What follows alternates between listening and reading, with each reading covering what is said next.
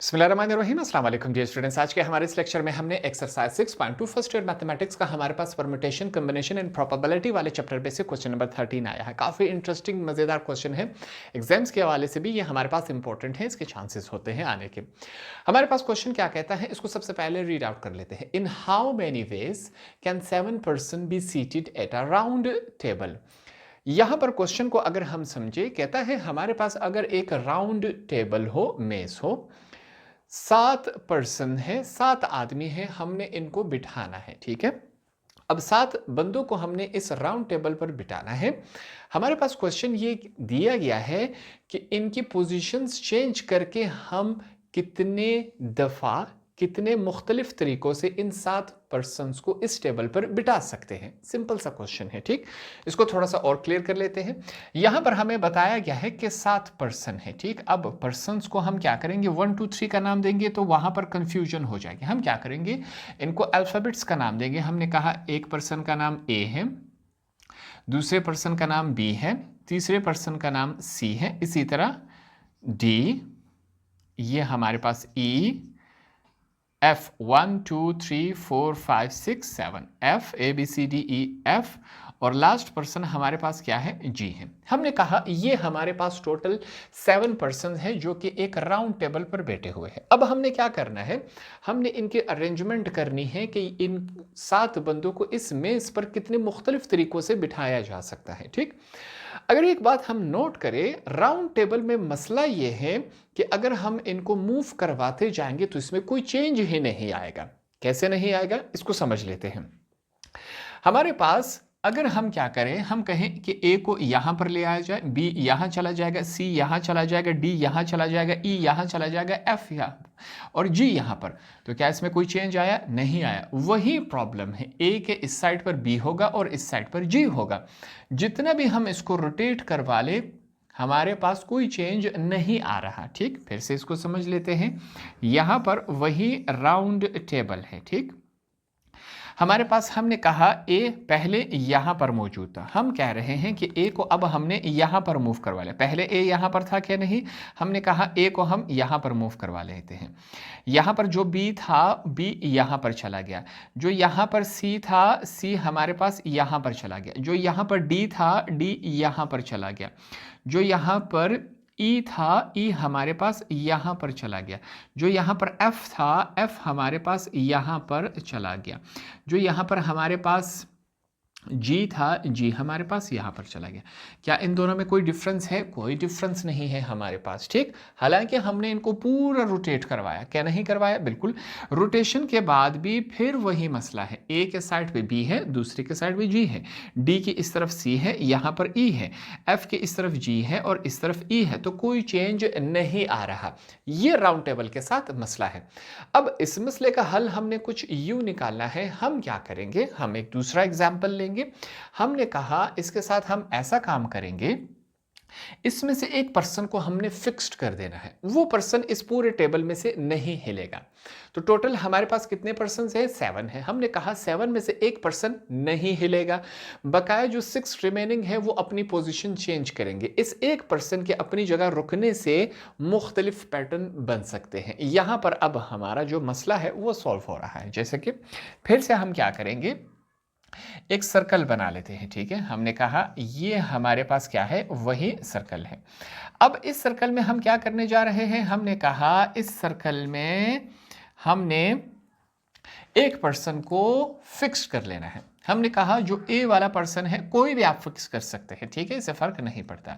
हमने कहा जो ए वाला पर्सन है ये यहां पर क्या होगा, फिक्स्ड होगा, ये बिल्कुल नहीं हिलेगा। ठीक, हमने ए को फिक्स्ड कर दिया, बकाया जो रिमेनिंग जितने भी हैं वो मूव करेंगे। ठीक है, अब ए फिक्स्ड है तो जी को जब हम मूव करवाएंगे, ए फिक्स्ड है, नहीं हिल सकता, तो जी कहां पर आ जाएगा, यहां पर आ जाएगा। जी यहां पर आएगा कि नहीं, जी यहां पर आ गया। जी यहां पर आने से जो हमारे पास बी है वो यहां पर चला गया, सी यहां पर चला गया, हमारे पास जो ई है वो यहां पर चला गया, एफ यहां पर चला गया, A B C sorry D, ये हमारे पास डी हो गया, डी यहां पर, ई यहां पर, ये एफ हो जाएगा। ठीक, अब हमारे पास क्या है, सीक्वेंस चेंज हो चुका है। ठीक है, पहले ए के हमारे पास राइट हैंड साइड पे बी हुआ करता था, क्या ए के अब राइट हैंड साइड पर बी है? नहीं, जी है। पहले ए के इस तरफ हमारे पास क्या हुआ करता था? हमारे पास जी, क्या ए के लेफ्ट हैंड साइड पर जी है? नहीं, एफ है। पहले बी के लेफ्ट हैंड साइड पे हमारे पास क्या हुआ करता था? जी, क्या अब सॉरी पहले बी के लेफ्ट हैंड साइड पे ए हुआ करता था, क्या अब बी के लेफ्ट हैंड साइड पर ए मौजूद है? नहीं। तो इस तरह अब हमने क्या किया, इस मसले को यहां पर हमने यूँ समझ लिया कि एक फिगर को हम फिक्स कर लेंगे, बकाया इसको रोटेशन स्टार्ट करेंगे तो हमारे पास मुख्तलिफ पैटर्न बढ़ते जाएंगे। ठीक, अब यहाँ पर जो है हमने क्या किया, क्लॉकवाइज इसके रोटेशन की, हम एंटी क्लॉकवाइज भी फिक्स रोटेशन करवा सकते हैं। फिर अगले स्टेप में हम क्या करेंगे, बी को फिक्स करवा देंगे, बकाया को मूव करवाते जाएंगे, फिर सी को फिक्स करवा लेंगे, बकाया को मूव करवाते जाएंगे।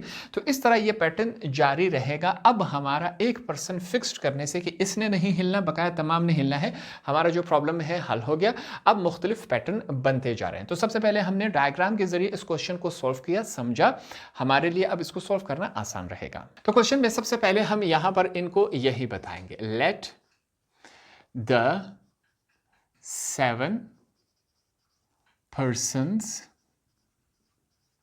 बी, इनको हमने क्या नाम दिया, A B C D E F and G, sorry and लिखेंगे एंड जी। हमने कहा इनको आप कोई भी नाम दे सकते, इससे फर्क नहीं पड़ता, अल्फाबेटिकली वाइज ये आसान होता है, इस वजह से हमने इनको ये नाम दिया, एंड एफ जी ये हमारे पास है। ठीक, as it is shown in figure, as it is shown in figure, यहां पर फिगर हमने बनाया कि नहीं, इस फिगर में हमने इनको शो करके दिया। अगर एग्जाम में आप ये फिगर बना लेंगे तो ये आपके काफ़ी ज़्यादा हेल्प करेगा क्वेश्चन के मार्क्स को अच्छा बनाने के लिए। ठीक है, हमने फिगर के जरिए भी इसको ये बात शो करवा दी। अब इसको एक फार्मूले के जरिए सॉल्व किया जाएगा। ठीक है, हम लिखेंगे यहां पर हेंस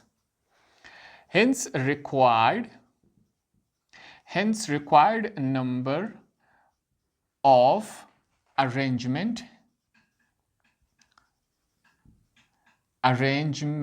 ठीक है, hence required number of arrangement, इसके साथ इसका फार्मूला लिख लेंगे। वो फार्मूला क्या है, किसी भी राउंड चीज के लिए हम ये वाला फार्मूला इस्तेमाल करते हैं। ठीक हो गया, ये हम फार्मूला इस्तेमाल करते हैं राउंड के लिए। ठीक, 1 - 1 क्योंकि हमने एक शख्स को कहा था कि ये अपनी जगह से नहीं हिलेगा, बकाया जो रिमेनिंग है वो क्या करेंगे, वो अपनी जगह से मूव करते जाएंगे, तो मुख्तलिफ सीक्वेंस बनते जाएंगे। ठीक, एन से मुराद होता है टोटल नंबर्स, कोई भी तादाद दी गई हो। हमारे पास यहाँ पर टोटल नंबर कितने हैं, 7 हैं। तो हम क्या करेंगे, इसकी जगह पे लाके हम 7 को पुट कर लेंगे। सिंपल सा काम है, 7 - 1 साथ में फैक्टोरियल है, इसको सोल्व करेंगे। 7 में से 1 माइनस हो गया तो 6 फैक्टोरियल इसके साथ मल्टीप्लाई हो रहा है। 6 फैक्टोरियल को अगर हम ओपन करें, फैक्टोरियल का मतलब यही होता है कि ये जो हमारे पास है 6 × 5 × 4 × 3 × 2, 1 लिखे या ना लिखे इससे फर्क क्वेश्चन के ऊपर नहीं पड़ रहा है। ठीक, 6 फैक्टोरियल का मतलब यह है कि इसके बाद जितने भी आने वाले इसके साथ नेचुरल नंबर है वो इसके साथ सिंपली मल्टीप्लाई होंगे। इनकी मल्टीप्लिकेशन करवा लेंगे, 6 × 5 4 3 2 और 1। ठीक, तो हमारे पास ये टोटल नंबर्स बन रहे हैं 720। हमने यहाँ पर लिखा 720 तरीकों से हम इन शख्स जो कि 7 पर्सन्स हैं इनको हम मुख्तलिफ तरीकों से इस राउंड टेबल के ऊपर बिठा सकते हैं। ये काम हमने यहाँ मैथमेटिक्स के इस फार्मूले को इस्तेमाल करके हमने निकाल लिया। याद रखें, किसी भी राउंड चीज़ के ऊपर हमारे पास फैक्टोरियल का जो फार्मूला अप्लाई होगा वो n-1 ही होगा, ये बात आपने याद रखनी है। तो इसको हमने फाइंड आउट कर लिया। यहाँ पर हमने क्वेश्चन नंबर 13 को भी आसान अल्फाज में सीखा और समझा। होप आपको ये वाला क्वेश्चन भी आसानी से समझ आ गया होगा।